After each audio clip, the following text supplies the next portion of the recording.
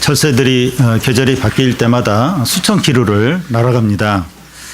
철새 중에는 이 알프스 산맥을 넘어서 이동하는 그런 철새들이 있는데, 새들이 어떻게 그 높은 산을 넘어갈 수 있을까? 이제 보니까 이 아래쪽에서 위로 부는 상승기류를 타고 이제 그 높은 산을 넘어간다고 합니다. 상승기류를 타면 애써서 날개짓을 하지 않아도 날개만 펴고 방향만 잘 잡으면 그러니까 하늘 높이 올라갈 수 이제 있습니다. 상승 분위기를 타면 어려운 일도 쉽게 할 수 있습니다. 이스라엘 백성은 요단강이 눈앞에서 갈라져서 이 강이 마른 강바닥을 건너게 됩니다. 그러면서 사기가 충천했습니다. 두려울 것이 없고 이 여세를 몰아서 여리고성을 함락시키고 그 다음 아이성도 함락시키고, 그래서 도미노식으로 이 가나안의 성들을 다 정복을 하면 될 것 같습니다. 그런데 하나님께서 이 여세를 꺾어 놓는 요구를 하십니다. 상승 분위기를 꺾어 놓는 정도가 아니라 이스라엘이 완전히 망할 수 있는 그런 요구를 하시는 겁니다. 그 요구는 다름 아니라 적진 앞에서 이스라엘 백성들에게 할례를 하라고 요구를 하시는 겁니다. 할례는 그 당시 다른 민족들도 남자아이들이 성인식을 할 때 할례를 행했습니다. 그런데 하나님은 이스라엘 백성들에게 신앙적인 목적으로 할례를 하라고 하시는 겁니다. 이제 이스라엘이 싸우게 되는 가나안 정복 전쟁은 성전 곧 하나님의 전쟁입니다. 하나님이 이스라엘과 함께 하셔야 이길 수 있는 전쟁입니다. 그래서 이 하나님이 함께 하시려면 이스라엘이 정결해야 되니까, 그래서 이제 할례를 행하라고 이제 하는 겁니다. 먼저 이 가나안 사람들의 낙담입니다. 지금 가나안 사람들은 이스라엘과 전쟁을 하기도 전에 두려움 가운데 떨고 있습니다. 1절을 보면 요단 서쪽의 아모리 사람의 모든 왕들과 해변의 가나안 사람의 모든 왕들이 여호와께서 요단물을 이스라엘 자손들 앞에 말리시고 우리를 건너게 하셨음을 듣고 마음이 녹았고 이스라엘 자손들 때문에 정신을 잃었더라. 이스라엘과 가나안 사람들은 아직 한 번도 화를 쏘지도 않고 한 번도 싸운 적이 없습니다. 그런데 이 가나안 사람들의 마음이 녹아내리고 너무나 두려운 가운데 있다는 겁니다. 그 이유가 뭡니까? 하나님께서 그 요단강을 이스라엘 백성들 앞에 갈라지게 하시고 그 강을 건너게 하셨기 때문입니다. 이스라엘 백성들의 군사력과 그 용맹함 때문이 아니라 이스라엘 백성과 함께하는 하나님 때문입니다. 믿는 자들이 높은 지에 올라가고 또 성공하고 또 공부를 잘해야 세상 사람들이 우리를 두려워할 것 같습니다. 교회 건물도 크고 교인 수도 많고 또 교인 중에 유명한 사람이 있으면 세상이 교회를 두려워할 것 같습니다. 그런데 이런 것들, 이런 외적인 것들은 세상 사람들이 다 가지고 있습니다. 세상 사람들에게 없는 것을 우리가 가질 때 세상 사람들이 두려워하게 됩니다. 우리는 이 세상 사람들이 갖고 있는 거 그런 거 우리도 갖고 더 많이 갖고 막 이러면 이제 세상 사람들이 교회를 두려워할 것 같아요. 그런데 그게 아니라 이 세상 사람들이 가지고 있지 않는 거, 세상 사람들이 없는 거, 그걸 우리가 가질 때 세상 사람들이 우리를 두려워한다는 겁니다. 성경에 보면 이 세상 사람들이 요셉이나 다니엘을 두려워하고 존경을 하는 것을 볼 수 있는데, 그 이유는 그들의 어떤 능력과 지혜 때문이 아니라 그들과 함께 하시는 하나님 때문입니다. 그래서 우리가 이 신앙생활을 제대로 하고 믿음이 살아있는 게 얼마나 중요한지 모릅니다. 그럴 때 하나님이 우리와 함께 하시면서 세상 사람들이 갖고 있지 않은 강력한 것을 우리가 갖게 됩니다. 그러면서 모든 어려움들, 모든 유혹들, 세상을 이길 수 있게 되는 겁니다. 그러니까 우리는 자꾸 이렇게 우리가 강해야 되고 세상을 이겨야 되기 때문에 세상 사람들이 가진 그런 거 막 갖춰야 된다고 막 너무 불안해요. 너무 불안해하고. 근데 그게 아니고 이 세상 사람들이 없는 그 강력한 것을 가져야 우리가 세상도 이기고 모든 어려움도 이긴다는 겁니다. 그래서 우리가 이렇게 신앙생활을 잘하는 거, 이렇게 믿음으로 사는 거, 이게 얼마나 이게 강력한 건지 몰라요. 하나님 우리와 함께 하십니다. 함께 하면서 이 능력으로 또 지혜로 또 도움으로 우리와 함께 하시죠. 다음은 하나님의 엉뚱한 명령입니다. 요단강을 건넌 후에 이스라엘은 사기가 충천했습니다. 눈앞에서 이 강이 갈라지는 것을 보고 두려울 게 없었습니다. 그 요단강이 갈라지는 그 경험을 하면서 아무것도 두렵지 않았습니다. 그런데 하나님은 이런 상승 기류를 꺾어버리는 그런 명령을 하십니다. 2절, 3절을 우리 한 절씩 교대로 읽겠습니다. 그때 여호와께서 여호수아에게 이르시되 너는 부싯돌로 칼을 만들어 이스라엘 자손들에게 다시 할례를 행하라 하시매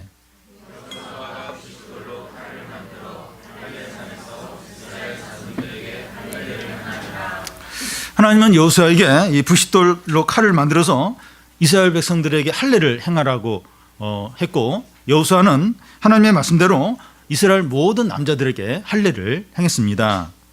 이 할례를 행한 곳을 이제 할례산이라고 했는데, 그 할례를 행하고 나서 그 살 가죽이 너무 많아가지고 그게 산처럼 이렇게 많아서 할례산이라고 부른 것 같습니다. 모든 이스라엘 남자들이 할례를 다 받고 나서 상처가 회복되기를 진중해서 기다립니다. 오늘날 이제 할례를 이제 포경 수술이라고 하는데, 이 수술을 이제 하고 나면 한 일주일 정도 남자들이 힘을 못 씁니다. 그런데 지금 이스라엘 백성들은 적을 바로 앞두고 그 앞에서 할례를 행합니다. 그리고 뒤에는 요단강이 있어요. 앞에는 적이 있고 뒤에는 요단강이 있습니다. 만약에 이 가나안 사람들이 이 사실을 이제 알고서 공격을 하면 이제 모든 남자들은 몰살을 당하는 겁니다. 이스라엘이 완전히 이제 망하는 거죠. 하나님은 요단강을 건너기 전에 안전한 곳에서 할례를 이렇게 행하라고 하실 수도 있어요. 요단강 건너기 전에 할례 행하고 요단강 건너와서 이렇게 싸우고, 이제 그러면 제일 이제 최상의 이제 그런 어떤 결정이죠. 근데 가장 위험한 곳에서 강을 다 건너고 적진이 바라보이는 그곳에서 할례를 행하라고 하는 겁니다. 이게 자살 행위와 같습니다. 하나님 우리에게 이런 식으로 시험을 주실 때가 있습니다. 하나님의 말씀에 순종을 하면 많은 돈을 손해 볼 수 있고, 또 사람들에게 오해를 받을 수 있고 성공할 수 있는 기회를 놓칠 수 있는 겁니다. 직장에서 사고가 생겼는데 이 정직하게 이야기하면 여러 사람이 다칠 수가 있어요. 가까운 사람들이 배신감을 이제 가질 수 이제 있는 겁니다. 이런 상황에서 이제 신앙 양심에 따라서 이야기한다는 게 쉽지가 않아요. 나는 뭐 이렇게 신앙 양심에 따라서 정직하게 이야기하는데 많은 사람들이 막 다치고 또 그걸로 인해서 내가 참 불이익을 당하고 오해를 받고 이제 그런 어떤 일들이 있습니다. 근데 하나님이 우리에게 큰 시험을 주실 때 그 결과는 전적으로 하나님이 책임을 지십니다. 하나님은 이스라엘 백성들에게 적진 앞에서 할례를 받으라 이렇게 말씀을 하시면서 바로 앞절 그 1절에 보면 가나안 사람들이 하나님과 이스라엘 백성들로 인하여 간담이 다 녹았다 그렇게 되어 있습니다. 하나님은 그의 백성들에게 큰 시험을 주실 때 대적의 목을 손으로 꽉 쥐고 우리에게 시험을 준다는 겁니다. 하나님께서 할례를 받으라고 해놓고 할례를 받았는데 한밤중에 대적들이 급습을 해서 몰살을 당하는 그런 경우는 없다는 겁니다. 그러니까 하나님 우리를 시험하세요. 이렇게 우리 참 그런 해야 되긴 되는데 하면 굉장히 위험할 것 같고, 그럴 때 하나님이 그 원수들이나 그 어떤 그걸 딱 그 목을 하나님 딱 손으로 꽉 움켜잡고 우리에게 그 시험을 한다는 겁니다. 우리의 이 최악의 시나리오대로 되지 않습니다. 하나님께서 우리에게 이런 시험을 하실 때는 완벽하게 보호를 하시면서 시험을 준다는 겁니다.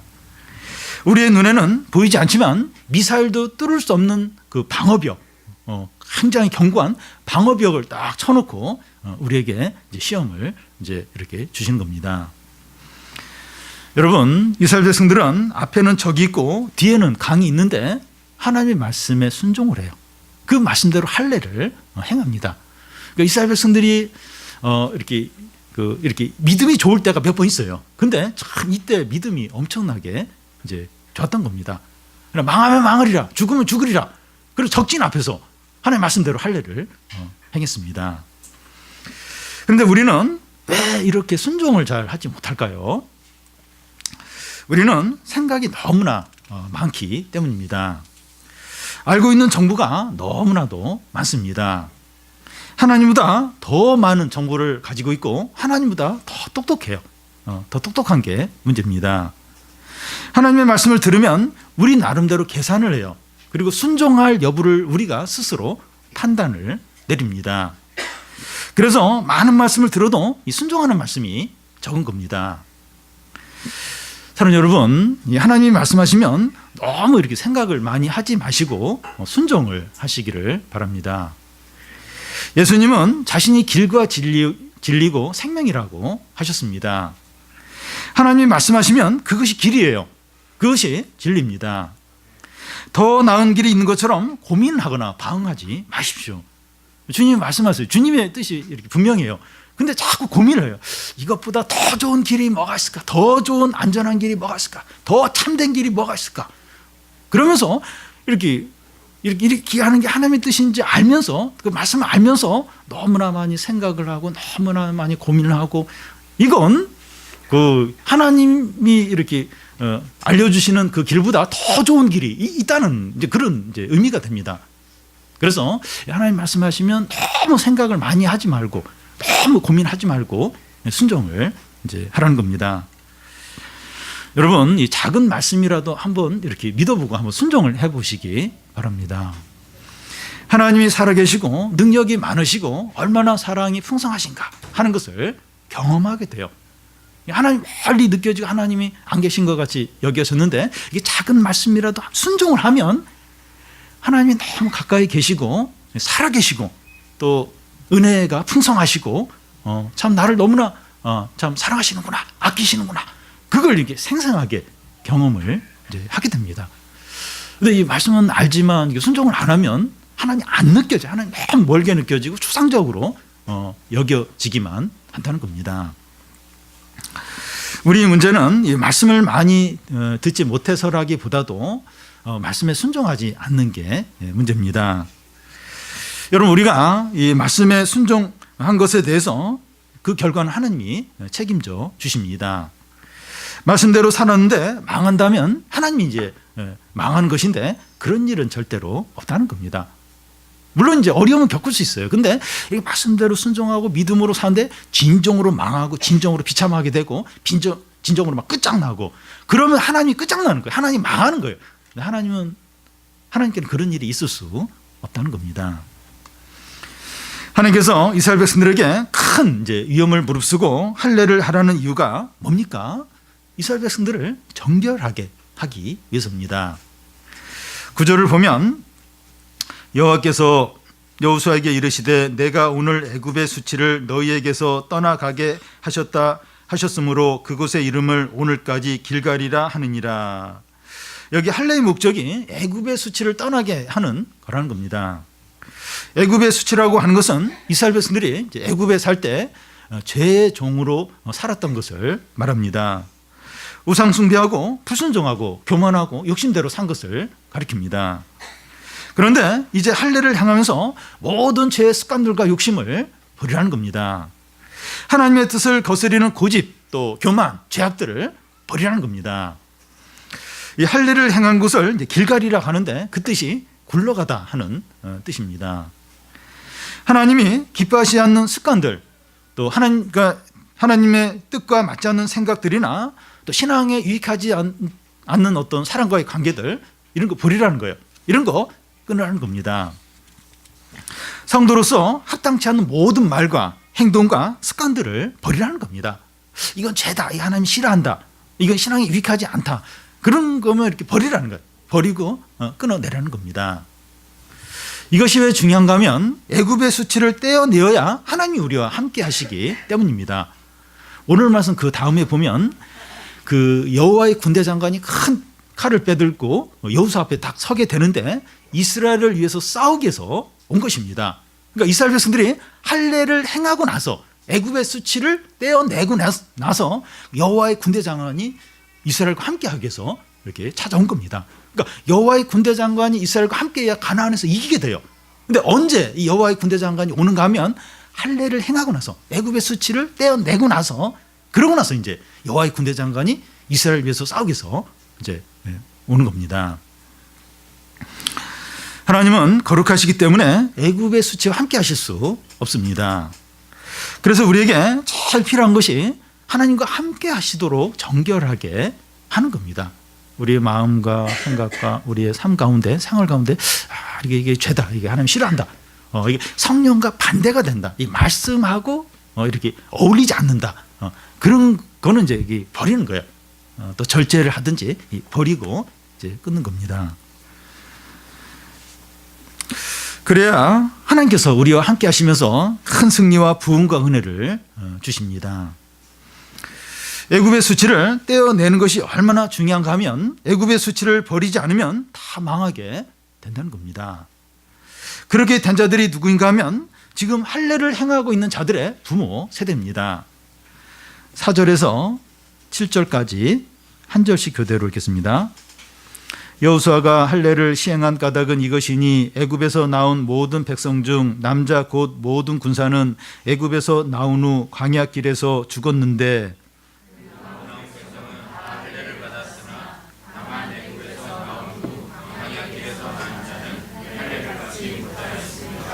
이스라엘 자손들이 여호와의 음성을 청종하지 아니하므로 여호와께서 그들에 대하여 맹세하사 그들의 조상들에게 맹세하여 우리에게 주리라고 하신 땅 곧 젖과 꿀이 흐르는 땅을 그들이 보지 못하게 하리라 하시매 애굽에서 나온 족속 곧 군사들이 다 멸절하기까지 40년 동안을 광야에서 헤매었더니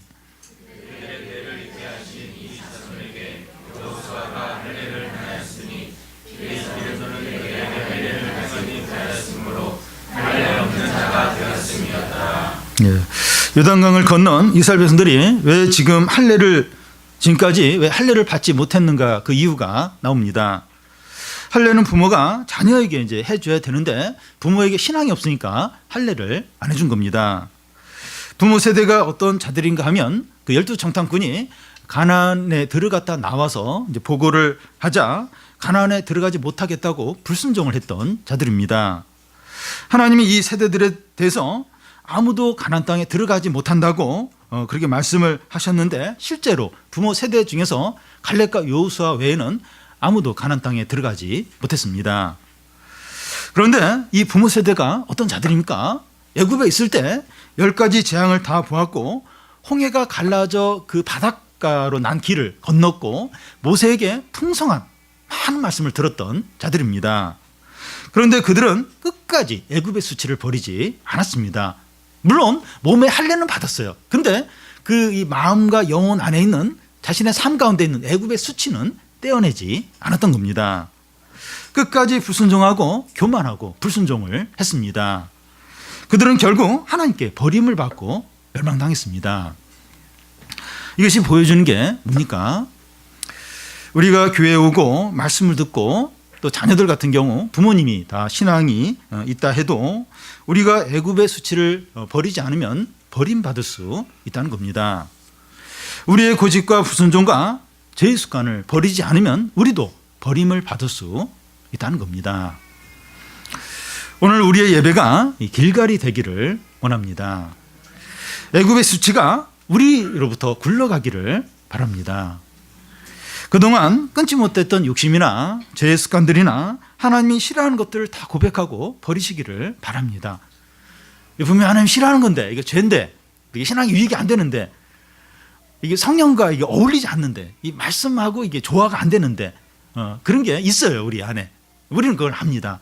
그런 걸 버릴 수 있도록, 버리고 끊어낼 수 있도록. 그래야 하나님 우리와 함께 하십니다. 하나님 우리와 함께 하세요. 성령도 함께 하시고 하나님이 함께 하시면서 은혜를 베풀어 주시고 이 세상 사람들에게 없는, 세상이 없는 강력한 그런 무기, 어떤 힘들, 그걸 우리에게 이제 주시게 됩니다.